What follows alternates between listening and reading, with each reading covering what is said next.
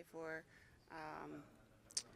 Missourians today. We helped to close the doors to the courthouse to hardworking Missourians. We have eroded our workers' rights, and hardworking workers are going to suffer along with their families as a result of it. We did finally, the governor has met his constitutional obligation and presented us with a budget. While I have not had time to go through it in detail, we as a body now can fulfill our constitutional obligation and finally prepare a budget.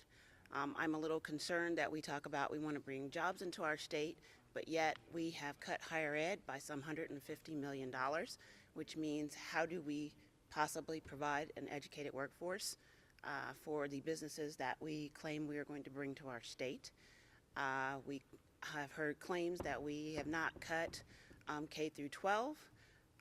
However, we've cut K through 12 transportation, which is obviously going to have to trickle down to our classrooms. And despite the fact that we changed the formula last year and reduced the number, we still are not fully funding our foundation formula. So we have a lot of work to do. What's the first step First step in getting to that formula and figuring out how to get to where we are fully funding?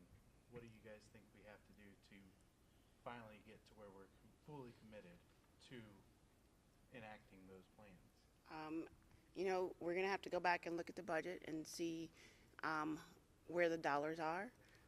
I think, at least in my caucus, we believe that education is a priority, and that's something that we need to do.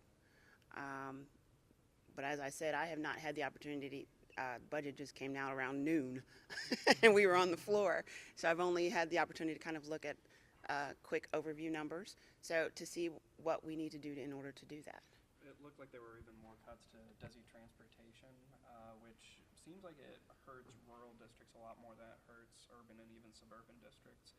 Is that always necessarily the case, or is there something that I'm kind of missing there? I think it's probably going to hurt everyone, and that may be true that it does. It's going to hurt the rural more just because the distance that you have to travel. But let's face it, guys, we've got to get the kids to school, and therefore that has to be paid for one way or the other. If we're not providing it, they're going to pull it from somewhere, so I don't really see how we don't cause some issues in the classroom, because that money has to be spent. Yeah, it will affect the classroom when you cut 34% of the transportation budget. They're going to have to make it up somewhere. Exactly. Representative Beck, you've been very outspoken and passionate on the labor issue, especially for a freshman lawmaker.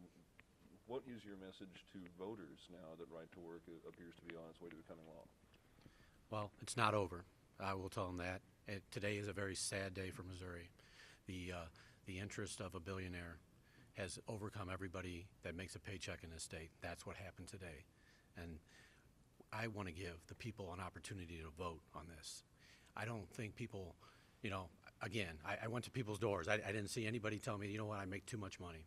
And I live in an average area where average people go, hardworking people go every day, union and non-union alike, and not one of them told me they made too much money, or they had too much health care they wish they could give some back, or their pensions and they felt secure. Those are issues for everybody in this state that earns a wage, union and non-union alike. And when we tell that story to the people of Missouri, they will vote overwhelmingly for a right to work, to not be a right to work state. But again, this is simply one person's will. $14.5 million were spent on this issue and this issue alone. And there's a lot of money that was in that room today that supported that bill that needs to be said. And and we have a governor also.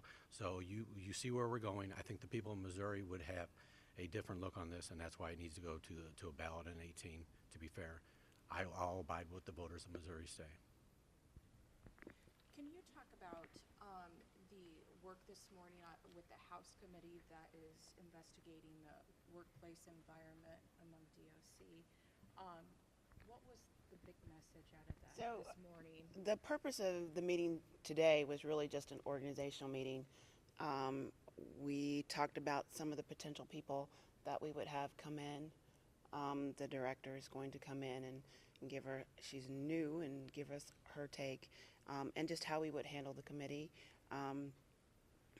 We basically decided that everything is fair game. So we're going to look at workers' issues, inmate issues, and any other issues that we happen to find as we start the investigation. Is there any chance you'll bring the old director of corrections in? There is some question whether or not we have any kind of subpoena power where we can do that. So they're looking into it. Going back to the budget, you mentioned that education, higher education and K through 12 is your focus, but do you have any concerns about the fact that the agriculture budgets slashed by 69%, the transportation slashed by 68%, and the next biggest one is elected officials by 31%? We knew going in that there were going to have to be some pretty hefty cuts to various departments. Again, I haven't looked at the details. I did note and was actually quite shocked that agriculture took such a big hit in a state that agriculture plays such an important part. It seems to be a little bit of a slap in the face to our rural communities. So we'll have to see where that goes. Apparently there's a huge cut to our Secretary of State's office. So we'll just have to see what that does as we start talking about real ID issues and voter ID. How do we fund those things?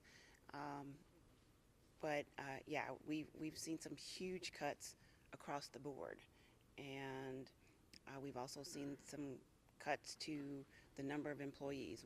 I don't know for sure what that means, whether we're just cutting positions or whether we're actually eliminating people. But it's going to be an interesting budget. However, at the end of the day, you have to remember that it's the legislator's responsibility to develop this budget, and it may not actually look anything like what the governor has presented. Representative Mitten, I know that you've been one of the people at the forefront of the fight against these tort reform measures in the House. Obviously, they both passed today, and they're going over to the Senate. What kind of opposition are you going to try to mount whenever those Senate bills come over here? Because they look to have pretty clear roads ahead, just as right to work did. And I think we go through the same process as we always do, and hopefully we'll be able to, at a minimum, amend what we passed today. But again, I still am opposed to those bills. I'm opposed to anything that shuts the courthouse doors to all Missourians. Folks deserve access to our justice system, and both of these bills do nothing other than to try and deny that access to my constituents and the constituents of every other person in this body.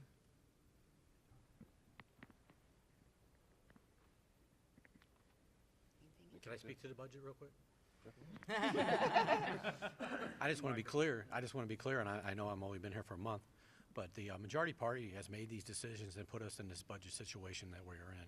Currently, they gave a $190 million break to corporations when it was supposed to only be $19 million. So a lot of these things, they could use a stroke of a pen and reverse that if they wanted to. So they've taken away revenues and given tax breaks to the corporations and the rich and the powerful. And that's why we're in the budget situation we are. And you see who's paying the cost in it is the ones that can't speak for themselves. Forgive me if you answered this already, but it doesn't fully fund the foundation for me. Do you think that's possible this year? I don't know that I can even answer that right now because I just haven't had an opportunity to look far enough into the budget to answer that. Okay. I think there may also be some reductions in services to people for in-home care. I believe that is correct. Okay. As I said, there are some serious cuts to a lot of things that are near and dear to many of us. And we're just going to have to look at those and make some tough decisions as a legislature and set some priorities, and we'll have to see where those go. I haven't had a conversation with the budget chair yet since the budget has come out to know which direction he's headed, but we will definitely be doing that soon. Can I speak to that, please? The reduction in services and in-home care, to me, is a perfect example of the majority party being penny wise and pound foolish. Those services enable folks to live independently in their own homes, and not only it creates a quality of life for our senior citizens and persons living with disability. But more important, if we're not providing those services in-home at a much lower cost, the only other alternative is to then go to skilled nursing care, which costs all of Missouri's taxpayers far more. So again, why are we looking at cutting services that help people live independently in their own homes, live longer, and have a great quality of life, which I think that should be a nonpartisan issue, and instead we're cutting services in a way that pushes them into skilled nursing and other facilities that not only diminish quality of life, but also, and very importantly, I think to the taxpayers, cost the taxpayers more.